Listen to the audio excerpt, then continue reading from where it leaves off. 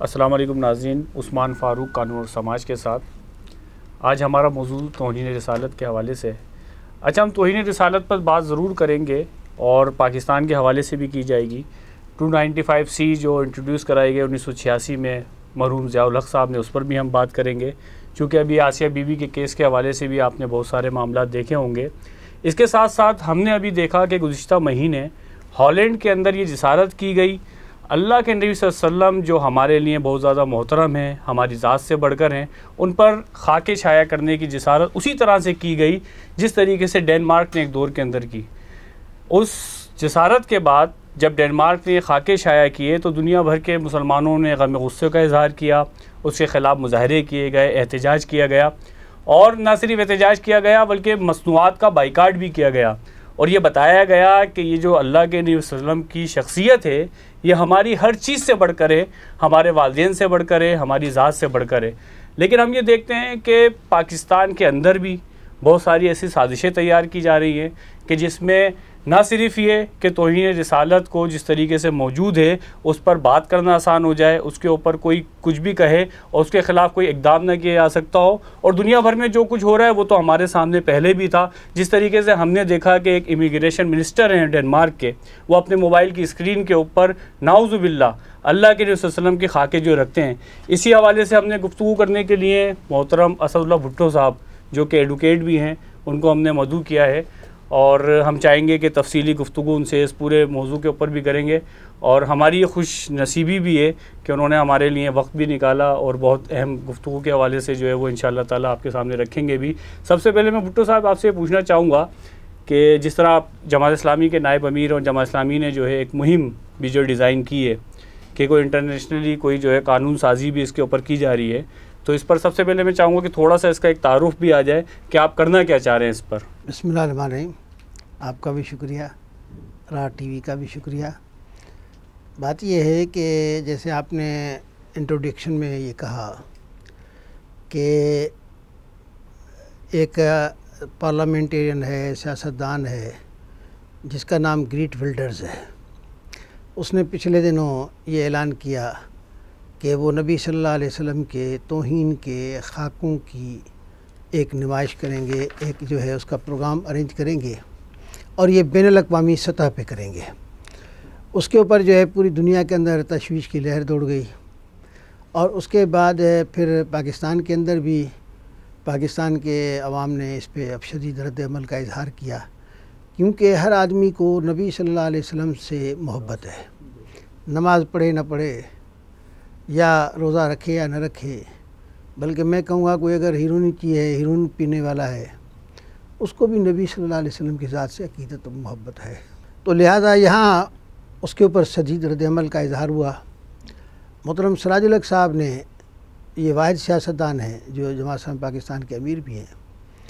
انہوں نے سفیر کو خط لکھا، ہالینڈ کے سفیر کو خط لکھا، اور اس کے بعد انہوں نے یہاں اس سے ملاقات بھی کی، اور ان کو اس بات پہ بتایا کہ دیکھیں یہ جو آپ یہ کام کرنے جا رہے ہیں، یا آپ کے ملک میں یہ جو کام ہو رہا ہے، اس کے نتیجے میں آپ کے ملک کے لیے بھی مشکلات پیدا ہوں گی، انسانیت کے لیے بھی نفرتیں پیدا ہوں گی، اور اسی طرح سے یہ جو ہے خود انسانیت کے خلاف ایک سازش ہے۔ انہوں نے وہ خط بھی اپنے اس وزیر اعظم کو بھیجا، انہوں نے اپنے جتنی باتیں ہوئی تھیں ان کا ایک خلاصہ بھی اپنی حکومت کو بھیجا۔ اس کے نتیجے میں الحمدللہ وہاں کی حکومت نے گریٹ ولڈرز جس نے یہ اعلان کیا تھا اس کو اس بات سے منع کیا، اور اس کے نتیجے میں یہ معاملہ جو ہے ختم ہو گیا۔ ہم نے تو یہ سمجھا، لیکن گریٹ ولڈرز نے پھر ایک پریس کانفرنس کے ذریعے اس بات کی کہ بھئی ہم نے اس جو معاملہ ہے اس کو ملتوی کیا ہے، ہم کسی اور طرح سے پھر اس کو کریں گے۔ تو یہ جو ہے یہ ہمارے لیے ایک بہت بڑا مسئلہ ہے۔ اب یہاں پر یہ بات میں واضح کر دوں کہ رسول اللہ صلی اللہ علیہ وسلم کی ذات یا آپ کی نبوت کی حیثیت اس کو کوئی نہ مانے، یہ اس کا اختیار ہے۔ بہت سارے عیسائی ہیں، بہت سارے یہودی ہیں، یا یہاں سکھ ہیں، ہندو ہیں، دوسری کمیونٹیز ہیں، پارسی ہیں، بہائی ہیں، وہ نبی صلی اللہ علیہ وسلم کے اس کو نہیں مانتے، ٹھیک ہے، کوئی بات نہیں، یہ ان کا اختیار ہے۔ خود نبی صلی اللہ علیہ وسلم کے زمانے میں بہت سارے تھے جو نہیں مانتے تھے، تو یہ ماننا ضروری نہیں ہے۔ یہ کیونکہ اللہ تعالیٰ نے قرآن مجید میں کہا لا اکراہ فی الدین، دین کے اندر کوئی زبردستی نہیں ہے۔ پھر دوسرا معاملہ ہے نبی صلی اللہ علیہ وسلم کی باتوں سے اختلاف کرنا، یا قرآن کے احکامات سے اختلاف کرنا، یا نبی صلی اللہ علیہ وسلم کی سنت سے اختلاف کرنا۔ مطلب نماز ہے، کوئی آدمی اختلاف کرے بھائی نماز کہے کہ نہیں پڑھوں گا میں، یہ اس کی مرضی ہے، یا نبی صلی اللہ علیہ وسلم نے یا شریعت نے جو باتیں کی ہیں اس کی مخالفت کوئی کرتا ہے، تو اس کے اوپر بھی ہمیں یہ اختیار نہیں ہے کہ ہم اس کے خلاف کوئی کارروائی کریں ایز اے مسلم، یعنی یہ مسلمانوں نہیں، غیر مسلموں کا، غیر مسلموں کے لیے وہ اختلاف کر سکتے ہیں، تو لیکن توہین بالکل الگ چیز ہے۔ ڈفا جس کو انگریزی میں ڈیفامیشن کہتے ہیں، ہمارے اردو میں یا سندھی میں یا دوسری زبانوں میں اس کو توہین کہتے ہیں، تو یہ توہین بالکل الگ چیز ہے۔ توہین کرنے کی کسی کو اجازت نہیں ہے، اور یہ کوئی آدمی پسند بھی نہیں کرتا۔ میں ویسے کہتا ہوں کہ کوئی اگر میرے ماں باپ کو برا بھلا کہے یا خود مجھے جو ہے کوئی آدمی گالیاں دے تو میں اس کو چھوڑ تو نہیں دوں گا، تو لہذا توہین جو ہے وہ کوئی بھی برداشت نہیں کرتا، اور ہمیں تو اپنی جان سے، اپنے زندگی سے زیادہ عزیز رسول اللہ صلی اللہ علیہ وسلم کی ذات ہے۔ اچھا، اس میں بات اسی کو مطلب اس پہ بات جو ہوتی ہے، جو توہین کے لیے اکثر اس کا سہارا لیا جاتا ہے وہ فریڈم آف ایکسپریشنز ہے، تو اس کا کیا دائرہ کار ہے اور اس کا کس طریقے سے جو ہے ہم اس پر بات کر سکتے ہیں؟ اور یہ صرف وہاں کا مسئلہ نہیں، یہاں کی جو لبرلز ہیں وہ بھی جو اس کو کرتے ہیں کہ بھائی سب کو آزادی ہے، بات کرے، جس طرح آپ نے کہا بھی کہ اختلاف کیا جا سکتا ہے، تو اس کا جو دائرہ وہ کیا ہونا چاہیے؟ دیکھیں، بات یہ ہے کہ حقوق انسانی جو ہیں وہ پاکستان کے دستور میں دفعہ پارٹ 2 جو ہے اس کے اندر یہ لکھے ہوئے ہیں، اور فنڈامنٹل رائٹس کے نام سے لکھے ہوئے ہیں۔ پھر اسی طرح سے ہر ملک کے اندر حقوق انسانی کے لیے ان کے دساتیر میں یا ان کے جو ملک کے نظام ہے اس میں ایک الگ سے کچھ نہ کچھ چیزیں موجود ہیں۔ خود انگلینڈ میں بھی موجود ہیں، امریکہ میں موجود ہیں، اقوام متحدہ کا بھی ایک چارٹر آف ہیومن رائٹس کے نام سے ایک ڈاکیومنٹ ہے۔ پھر اس ڈاکیومنٹ کی امپلیمنٹیشن کے لیے covenant on civil and political rights کے نام سے ایک پورے دنیا کے ممالک کے آپس میں معاہدہ ہے۔ اس میں جو ہے یہ کہا گیا ہے کہ dignity, owner, religion and belief, اور یہ اس طرح سے دیگر چیزیں جو ہیں اس کا وہاں ذکر کیا گیا ہے۔ لیکن یہ جو ایکسپریشن کا حق ہے، یعنی اظہار رائے کا جو حق ہے، یہ ہر ایک کو حاصل ہے، لیکن اس کی لمٹس ہیں۔ خود پاکستان کی سپریم کورٹ اور اعلیٰ عدالتوں نے، خود انگلینڈ کے اندر جو عدالتیں ہیں ان کے فیصلوں کے مطابق، یا دنیا بھر کے جتنی اعلیٰ عدالتیں ہیں ان کے فیصلوں کے مطابق، کسی حق کا اس طرح سے استعمال نہیں ہوگا کہ دوسرے کا حق مجروح ہو۔ یعنی مثلا کہ ایک آدمی expression of freedom of expression جو ہے اس کے نام پر کسی کو گالیاں دے، یہ قابل قبول نہیں ہے۔ یا قوموں کے جو مقدسات ہیں، مثلا انگلینڈ میں یہ کسی کو اختیار نہیں ہے کہ فریڈم آف ایکسپریشن کے نام پہ وہاں کے کراؤن کے خلاف کوئی بات کرے، یہ ان کے قوانین میں جرم ہے۔ اسی طرح سے ان کے یہاں بھی حضرت عیسیٰ علیہ السلام کی توہین کی سزائے موت ہے۔ اب یہ دوسری بات ہے کہ انہوں نے چند سال پہلے سزائے موت کو ختم کیا ہے، سارے جتنے بھی ان کے جرائم مکمل طور پہ، تو انہوں نے جو سزائے عمر قید کی رکھی ہے وہی اس کی سزا ہے۔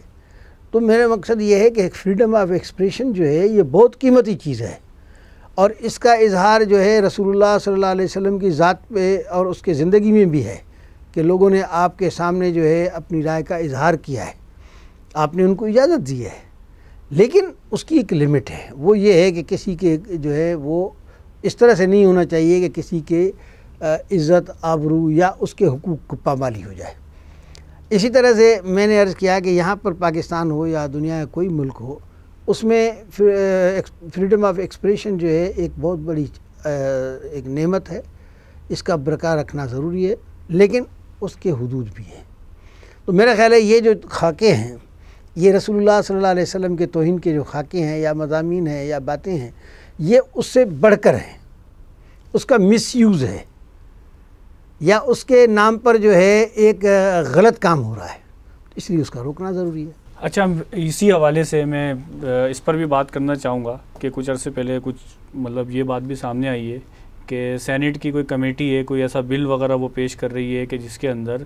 کم از کم 295C کو جو ہے غیر مؤثر بنا دیا جائے۔ تو میں چاہوں گا کہ اس پر بھی تھوڑا سا آپ روشنی ڈالیں کہ آخر یہ کیا منظرنامہ اور ایسا کیوں کیا جا رہا ہے؟ دیکھیں بات یہ ہے کہ ایک آدمی نے نبی صلی اللہ علیہ وسلم کے توہین پہ کتاب لکھی تھی.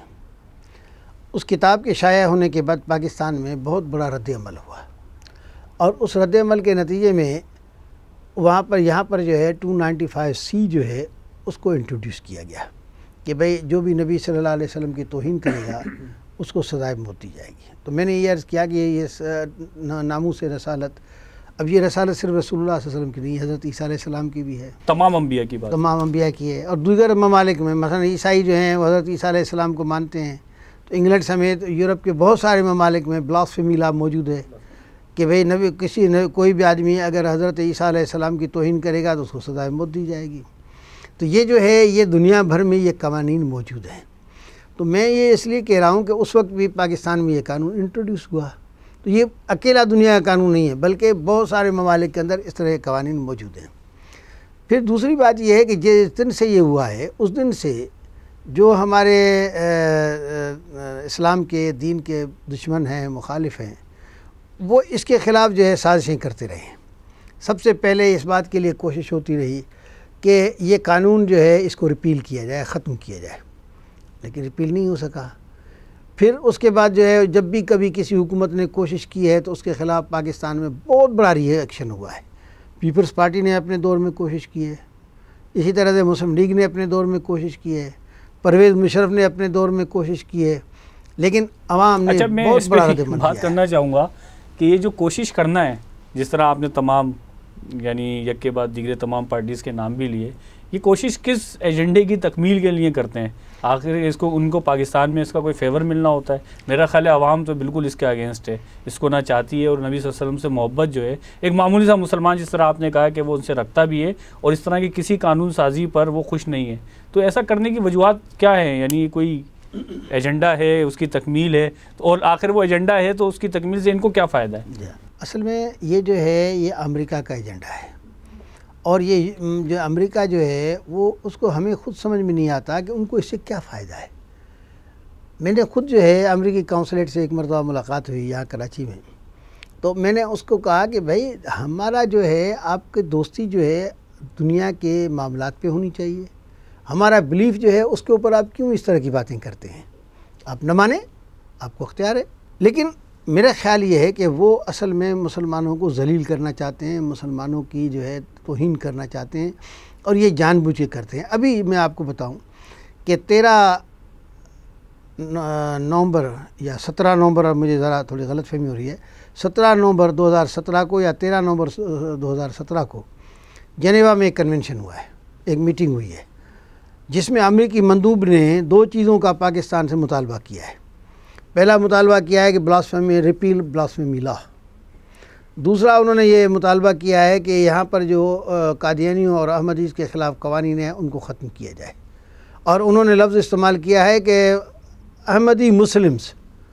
بھئی احمدی مسلم کیسے ہوتا ہے؟ مسلمان ہوتا ہے، احمدی ہوتا ہے، قادیانی کافر ہے، مسلمان ہیں. تو اس لیے یہ جو کچھ ہے یہ بیرونی آقاؤں کو خوش کرنے کے لیے یہ لوگ کرتے ہیں، اور سمجھتے ہیں کہ ہماری چونکہ وہ لوگوں نے ووٹ دیا ہے، ہماری اکثریت ہے، تو ان کے اندر جو پارٹی میں سیکولر لابی ہے وہ ان کو خراب کرتی ہے، اور وہ اپنی حکومت بچانے کے لیے سب کچھ کرتے ہیں تاکہ امریکہ راضی ہو جائے. تو میں اس میں یہ بات واضح کرنا چاہتا ہوں کہ اس میں کیا ہوا کہ پہلے اس کو ریپیل کرنا چاہتے تھے، وہ نہیں ہو سکا. پھر انہوں نے سزا کو ختم کرنے کی کوشش کی کہ بھئی سزائے موت کو جو ہے 2 4 10 سال کی سزا میں یا عمر قید کی سزا میں اس کو کنورٹ کیا جائے، وہ بھی ناکام ہو گئے. پھر انہوں نے اب جو حربہ استعمال کرنے لگے ہیں وہ یہ ہے کہ اس قانون کے جو اطلاق ہے، جو طریقہ کار ہے، اس میں ایسی چیزیں لائی جائیں جو کہ اس کے امپلیمنٹیشن ہو ہی نہیں سکے، اس کو اطلاق ہی نہیں ہو سکے، اس پہ عمل درآمد نہیں ہو سکے. مثلا انہوں نے پہلے یہ کوشش کی کہ صاحب وہ جو ہے نا وہ پولیس والے جو ہے غلط تفتیش کرتے ہیں، تو بھائی اپنا نظام ٹھیک کرو. جی یہ تو حکومت کی کمزوری ہے. بالکل آپ اپنے نظام کو ٹھیک کریں نا. یہ تو ایسی بات ہے کہ ایک آدمی نے داڑھی رکھی، بھائی کیوں منڈوا دی؟ کہ نماز نہیں پڑھتا تھا. بھائی نماز پڑھو نا، داڑھی کیوں منڈواتے ہو؟ تو بات یہ ہے کہ اپنا نظام ٹھیک کرو نا، یہ بلاسفیمی لا کے وہ کیوں خراب کر رہے ہو؟ پھر انہوں نے کہا کہ صاحب وہ جو ہے بیچارہ ASI کرتا ہے، اور وہ جو ہے ASI جو ہے اتنا چھوٹا ملازم ہے. بھائی سارے جو ہے جرائم کی تو وہ کرتا ہے. دہشت گردی کی وہ کرتا ہے جناب، جو ہے قتل کی وہ کرتا ہے، ڈاکے کی وہ کرتا ہے، چوری کی وہ کرتا ہے، باقی بلاسفیمی کی نہ کرے۔ پھر انہوں نے کہا نہیں جی وہ ایس پی کو کرنی چاہیے۔ ہم نے کہا چلو بھائی ایس پی کر لیں، ٹھیک ہے۔ پھر انہوں نے یہ کوشش کی کہ یہ ایف آئی آر کٹوانے سے پہلے ڈی ٹی سی سے اجازت نامہ لیا جائے یا ایس پی سے اجازت نامہ لیا جائے۔ ہم نے کہا بھائی کوئی کرائم بتائیں جس کے لیے یہ طریقہ کار ہو۔ فرسٹ انفارمیشن رپورٹ ہے۔ اچھا، ایک یہ عام طور پہ کہا جاتا ہے صاحب یہ غلط استعمال ہو رہا ہے۔ اول تو میں یہ کہتا ہوں کہ کوئی بھی مسلمان کتنا بھی گنہگار ہو، ایک مسلمان کتنا بھی گرا ہوا ہو، لیکن نبی کی ذات پہ جھوٹ نہیں بولے گا، بے شک، یہ قطعاً نہیں ہو سکتا۔ اور دوسری بات یہ ہے کہ میں نے یہ سوال پوچھتا ہوں کہ ہمارے محلوں میں فرض کریں ہندو بھی رہتے ہیں نا،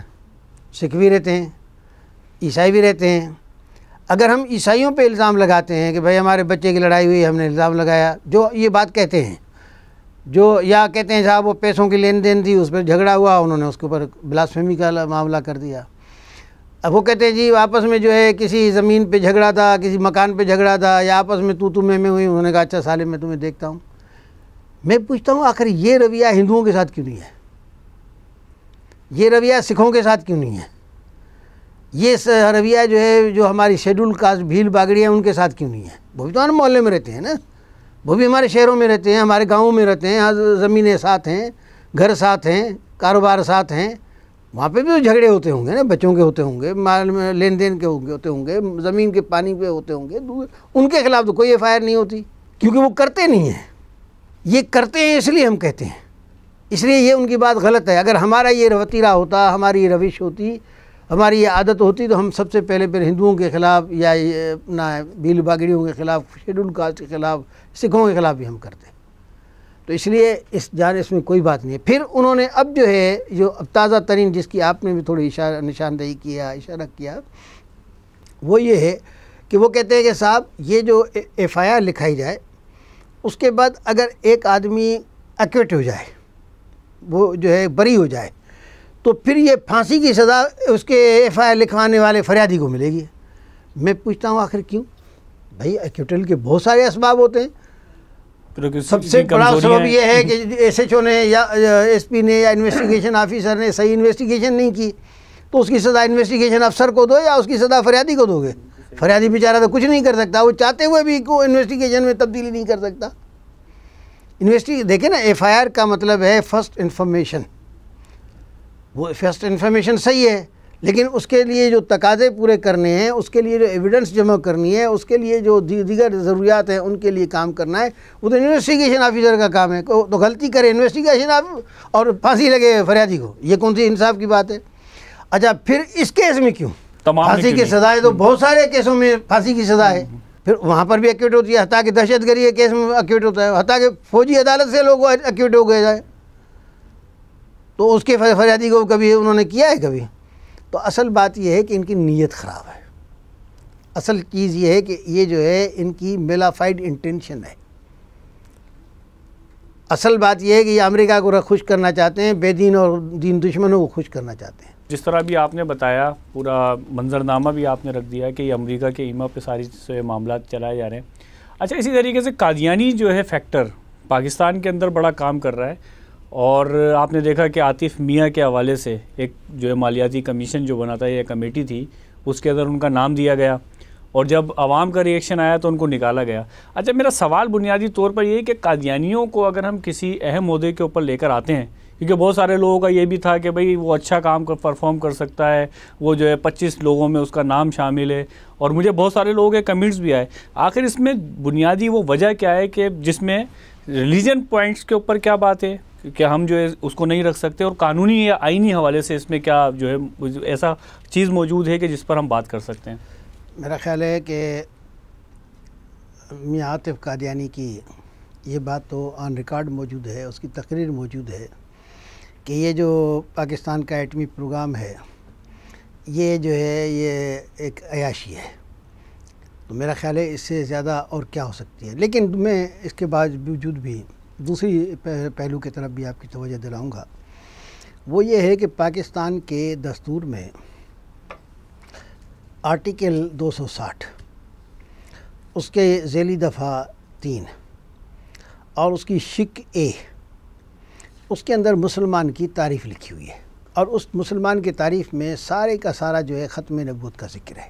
پھر اسی آرٹیکل 260 کے اسی ذیلی دفعہ 3 کے شق نمبر B میں لکھا ہوا ہے کہ نان مسلم، اس کی تعریف بیان کی گئی ہے، اور اس تعریف میں بیان کیا گیا ہے کہ نان مسلم مینس کون کون؟ کرسچنس، مسیحی بھائی، اس کے بعد پھر یہ سکھ، ہندو، اس کے بعد سب کے نام لکھے ہوئے ہیں، اور اس میں یہ بھی لکھا ہوا ہے ساتھ ساتھ قادیانی یا احمدی اور شیڈول کاسٹ، ان کے باقاعدہ نام لکھا ہوا ہے۔ یعنی پاکستان کے دستور کے لحاظ سے یہ جو قادیانی ہیں یہ غیر مسلم ہے، اور پاکستان کے دستور کو ماننا ہر پاکستانی کے لیے ضروری ہے۔ دستور کی دفعہ ہے 5، آرٹیکل 5، اس کے اندر لکھا ہوا ہے کہ پاکستان کا جو بھی شہری ہوگا وہ پاکستان اور دستور پاکستان کے لیے 2 الفاظ استعمال ہوئے ہیں، ایک لائلٹی، ایک اوبیڈنس، یعنی وہ پاکستان کے دستور اور پاکستان کی ریاست کا، ملک کا جو ہے وفادار ہوگا، اور اس کے قانون اور دستور کا مطیع فرمان بردار ہوگا، کیونکہ دستور کو ماننا ضروری ہے، قانون کو ماننا ضروری ہے۔ اس کے تبدیل کرانے کے لیے کوشش کرے کوئی، وہ دوسری بات ہے، لیکن ماننا ضروری ہے۔ تو اس لیے میں نے عرض کیا کہ قادیانیوں کو یہ بات ضرور ماننی ہے، پاکستان کے اندر رہنا ہے تو یہ بات ماننی پڑے گی کہ پاکستان کے اندر قادیانی جو ہیں وہ غیر مسلم ہیں، نام لے کے ان کو غیر مسلم لکھا گیا ہے، آرٹیکل 260 ذیلی دفعہ 3 اور شق نمبر B۔ دوسری بات یہ ہے کہ پاکستان کا ایک معروف قانون ہے پاکستان پینل کوڈ، جس کو اردو میں کہتے ہیں مجموعہ تعزیرات پاکستان، اس کا آرٹیکل ہے 298C۔ اس کے اندر واضح طور پہ لکھا ہوا ہے کہ جو بھی قادیانی، نام لکھا ہوا ہے کہ قادیانی گروپ، لاہوری گروپ، بریکٹ احمدی یا کسی اور نام سے اپنے آپ کو کہتے ہوں، وہ اگر اپنے آپ کو غیر مسلمان کہے، مسلمان ظاہر کرے یا مسلمان کے طور پہ اپنے آپ کو پیش کرے تو یہ ایک جرم ہے، اور اس کی سزا اس کی لکھی ہوئی ہے کہ 3 سال اس کو سزا دی جائے گی۔ تو اس لیے کوئی آدمی، کوئی قادیانی اگر اپنے آپ کو مسلمان ظاہر کرتا ہے یا دستور کو نہیں مانتا ہے تو اس کی وہ جو ہے پاکستان کے قانون کے مطابق دستور کی بھی خلاف ورزی کر رہا ہے، اور دوسری بات یہ ہے کہ وہ ہمارے ملکی قانون کے تحت مجرم ہے، he is liable to be punished, اس کی سزا جو ہے وہ سزا کا مستحق ہے۔ لہذا جو آدمی سزا کا مستحق ہے، جو آدمی اس دستور کو نہیں مانتا، وہ ہمارے پالیسی ساز اداروں میں کیسے پہنچے گا، ہمارے اہم کلیدی عہدوں پہ کیسے اس کو فائز کیا جائے گا؟ چلے میں اسی سے ملتا جلتا سوال، اگر یہ جو ہے وہ ایکسیپٹ کر لیتے ہیں، مان لیتے ہیں کہ بھائی ہم غیر مسلم ہیں، تو اس کے بعد ان سے رویہ کیا ہوگا؟ ہم نے تو پھر کبھی بھی نہیں اس کا اعتراض کیا۔ آپ کو یاد ہوگا کہ ضیاء الحق کے زمانے میں جب یہاں مسلمانوں کی الگ نشستیں تھیں اور غیر مسلموں کی الگ نشستیں تھیں تو قادیانیوں کی الگ نشستیں رکھی گئی تھیں، ہم نے تو ان کو تسلیم کیا ہے کہ وہ صرف مسئلہ یہ ہے کہ وہ اپنے آپ کو غیر مسلم نہیں کہتے، ہم نے تو ان کو غیر مسلم کے طور پہ تسلیم کیا ہوا ہے کیونکہ ہم پاکستان کے دستور کو مانتے ہیں، اور ان کے تمام شہری حقوق جو ہیں، جو فنڈامنٹل رائٹس دستور کے چیپٹر 2 میں لکھے ہوئے ہیں، ان سب کے لیے وہ حقدار ہیں، ہمیں کسی اس کے حق کے اوپر بھی کوئی اعتراض نہیں ہے۔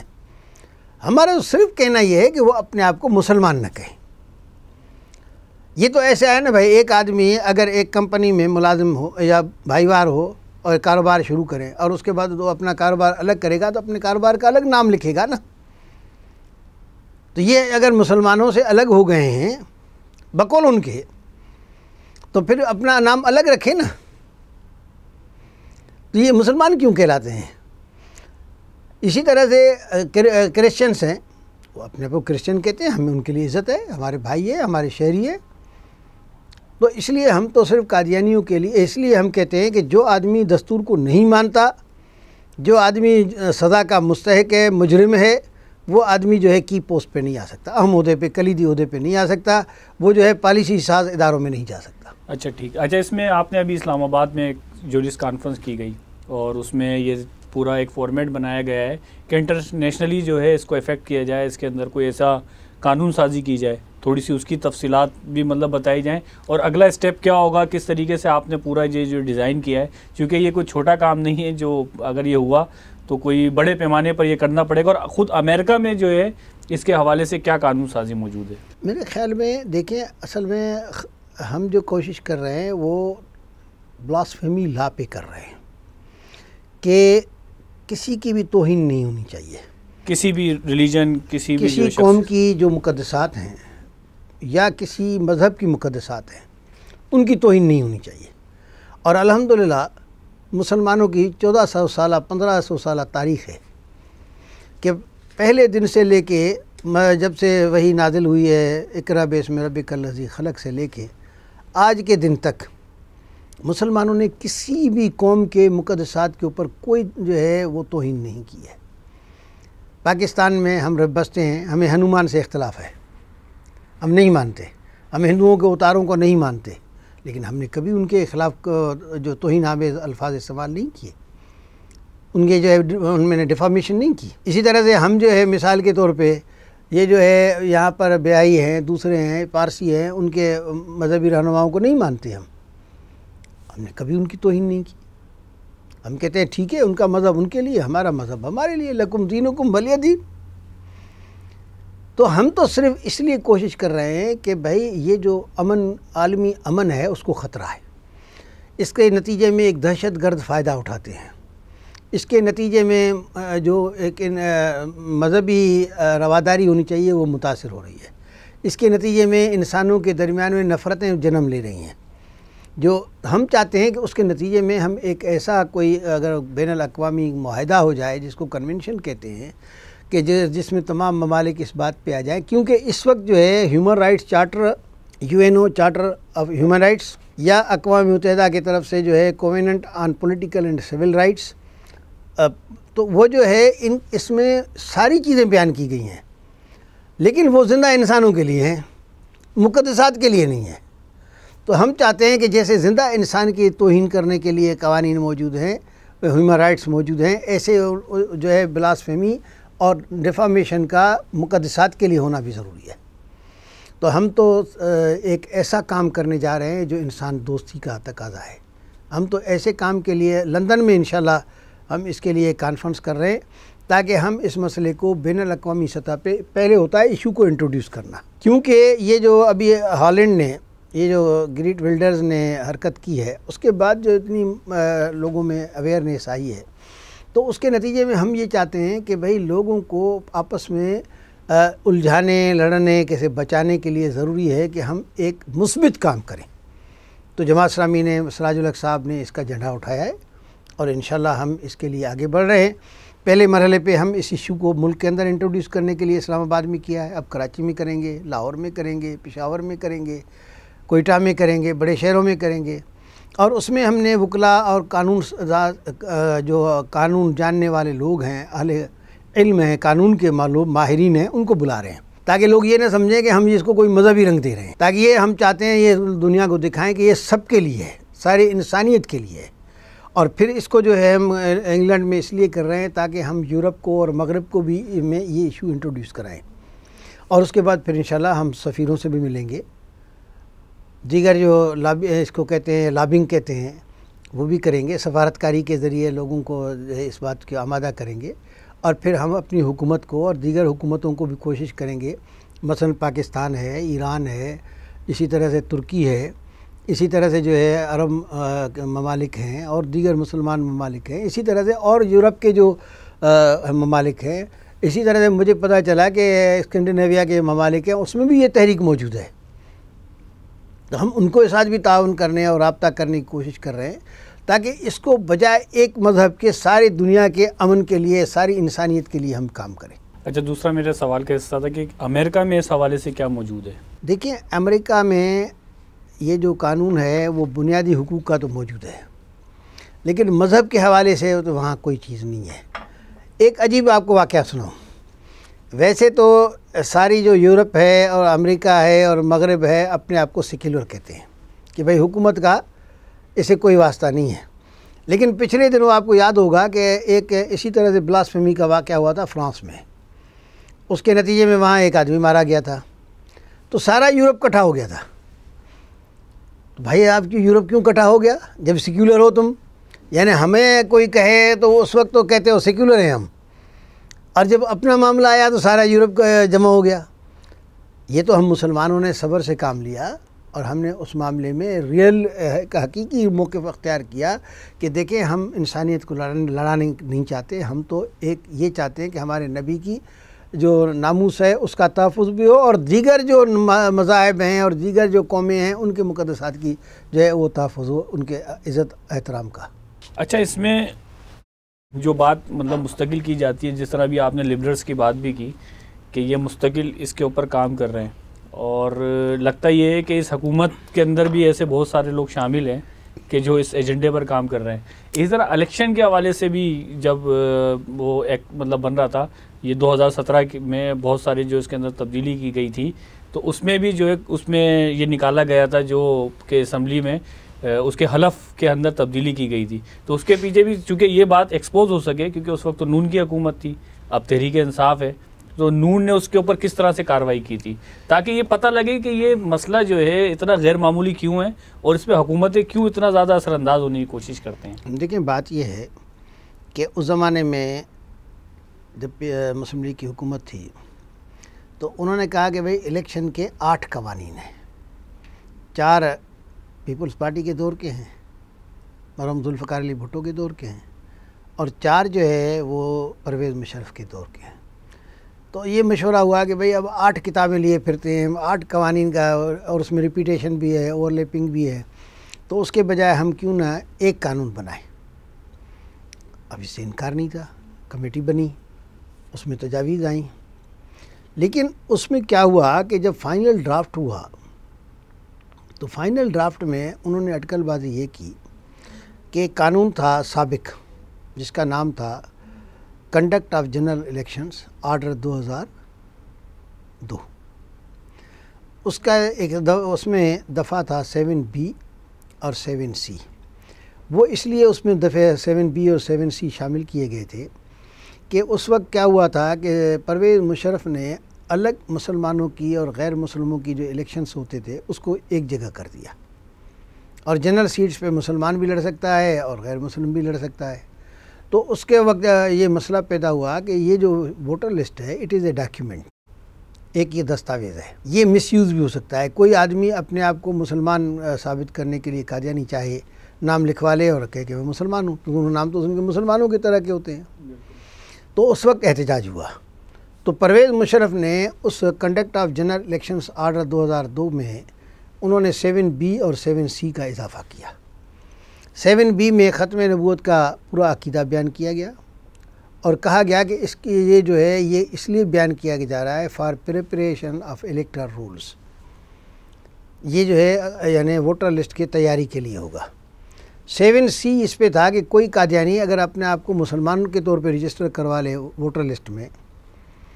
تو پھر اس کا جو ہے ووٹر لسٹ میں اندراج ہو جائے تو اس کے نکلوانے کے لیے جو آدمی درخواست دے گا تو جو ریوائزنگ اتھارٹی ہوگی وہ اس درخواست کے اوپر نوٹس بھیجے گی، اس آدمی سے کہے گی کہ بھئی یہ قسم نامہ ہے ختم نبوت کا، وہ بھی وہاں لکھا ہوا ہے،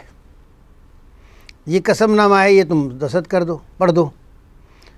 تو اگر وہ پڑھ دے گا تو he will be treated as Muslim, اور اس میں لکھا ہوا ہے کہ میں جو ہے ختم نبوت پہ یقین رکھتا ہوں، میں قادیانی یا احمدی یا لاہوری نہیں ہوں۔ اگر وہ نہیں بھرتا ہے، دستخط نہیں کرتا ہے، قسم نامہ نہیں دیتا ہے وہ، تو اس کو his name will be deleted and his name will be entered in an other list، اور اس لسٹ کا نام لکھا ہوا تھا وہ سپلیمنٹری لسٹ آف ووٹرز، یہ تھی قادیانیوں کے لیے، یہ 7C تھا۔ اب جب یہ الیکشن ایکٹ 2017 پیش ہوا تو اس میں سے یہ دونوں دفعات نکال دیے گئے۔ اب ان کے پاس اکثریت تھی، قانون تو پاس ہو گیا،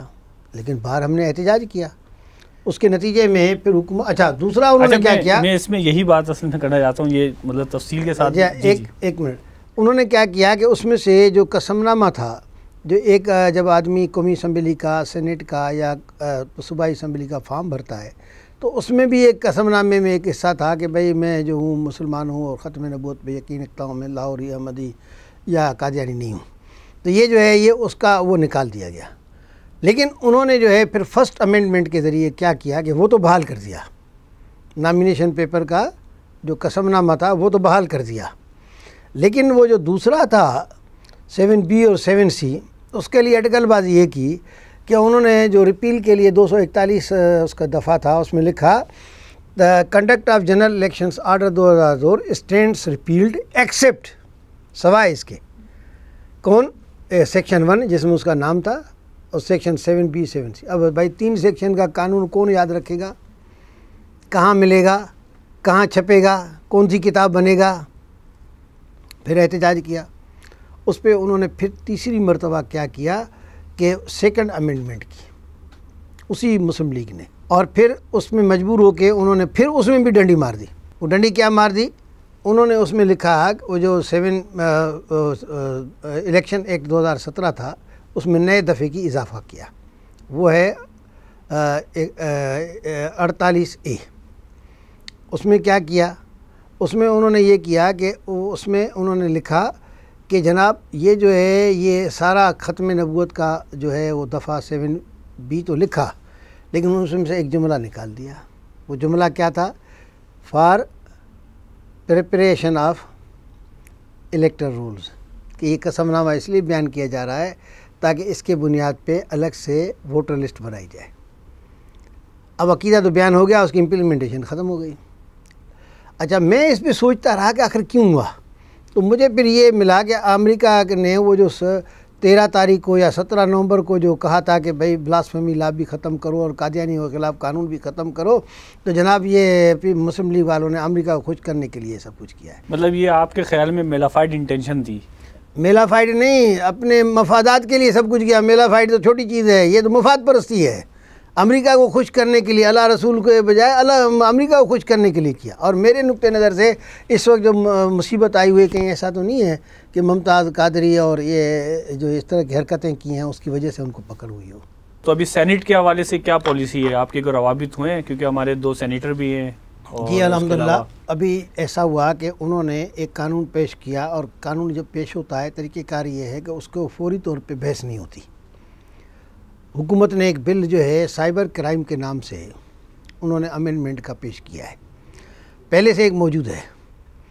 اس میں امینڈمنٹ پیش کی ہے۔ اس امینڈمنٹ کے لیے کیونکہ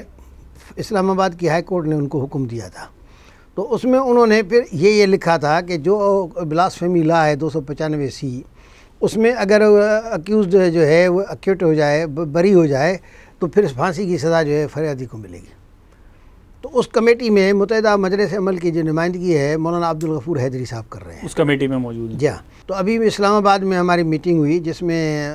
کامران مرتضیٰ صاحب سپریم کورٹ کے صدر بھی رہے ہیں اور سینئر ایڈوکیٹ ہیں، وہ بھی تھے، میں بھی تھا، دوسرے بھی تھے۔ انہوں نے ساری چیزوں کا جائزہ لیا،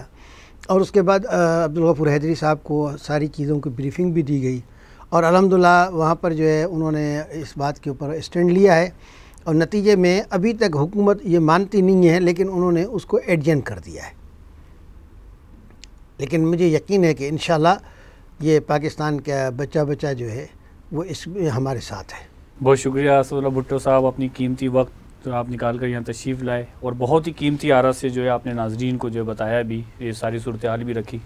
ناظرین، آپ نے گفتگو سنی، اور اس گفتگو کا جو لب لباب ہے وہ یہ ہے کہ پاکستان کے اندر اگر ایسی کوئی بھی قانون سازی کی گئی جو کہ ہمارے توہین رسالت یا اس سے جو ہے کنفلکٹ کرتی ہو، اس سے ٹکراتی ہوئی ہو، تو وہ اپنے ذہن سے اس بات کو نکال دیں۔ اور اس کی وجوہات یہ بھی ہیں کہ اگر کوئی ایسا کام کیا گیا تو اس کا ریئیکشن جو ہے بھرپور آ سکتا ہے، اور آپ نے دیکھا بھی ہوگا جس طرح سلمان تاثیر اور بہت سارے ایک بھٹی صاحب کی جن کو جو ہے اسی بنیاد کے اوپر قتل کیا گیا۔ یہ دیکھیں ایسا ایشو ہے، یہ ہمارے جذبات سے تعلق رکھتا ہے، لہٰذا حکومت نے کوئی ایسا کام کرنے کی کوشش کی جو ہمارے جذبات کو ٹھیس پہنچاتا ہو، جو ہمارے احساسات کو ٹھیس پہنچاتا ہو، تو اس کا ریئیکشن کچھ بھی ہو سکتا ہے۔ اور دوسرا یہ بھی کہ جس طرح عالمی منظر نامے میں جس صورتحال تبدیل ہوتی جا رہی ہے، اور فریڈم آف ایکسپریشنز کے اوپر جس طرح کے اقدامات کیے جا رہے ہیں، مسلمانوں کی بڑھتی ہوئی تعداد اور اس کے اوپر آنے والے ریئیکشن، اور اس کے اندر دیکھیں ایک مسلمان جو ہے وہ کسی چھوٹی کمیونٹی کا نام نہیں ہے، بلکہ 1.25 ارب سے زائد جو ہے مسلمان موجود ہیں، اور وہ اپنا ایک نقطہ نظر رکھتے ہیں، وہ اپنی جو ہے آزاد مرضی سے جینا چاہتے ہیں،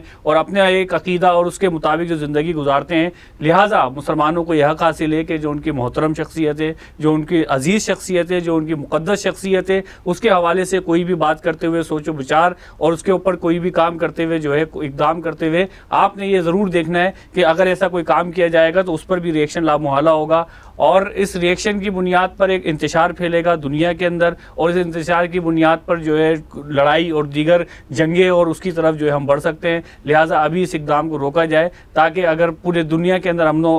قائم رکھنا ہے، جو کہ اقوام متحدہ کے چارٹر کے اندر بھی ہے، اور اس کو اس ساری چیزوں کو بیلنس رکھنا ہے، تو لازمی ہے کہ ایسی قانون سازی کی جائے کہ اس قانون سازی کی بنیاد پر آپ جو ہے اس ملک کو یا اس ریاست کے اندر کسی بھی ایسے شہری کو ایسے کسی بھی اقدام سے روک سکیں جو کہ بلاسفیمی یا ڈیفیمیشن کی طرف جاتا ہو۔ عثمان فاروق کو اجازت دیجیے، اللہ حافظ، انشاءاللہ حاضر ہوں گے نئے پروگرام کے ساتھ۔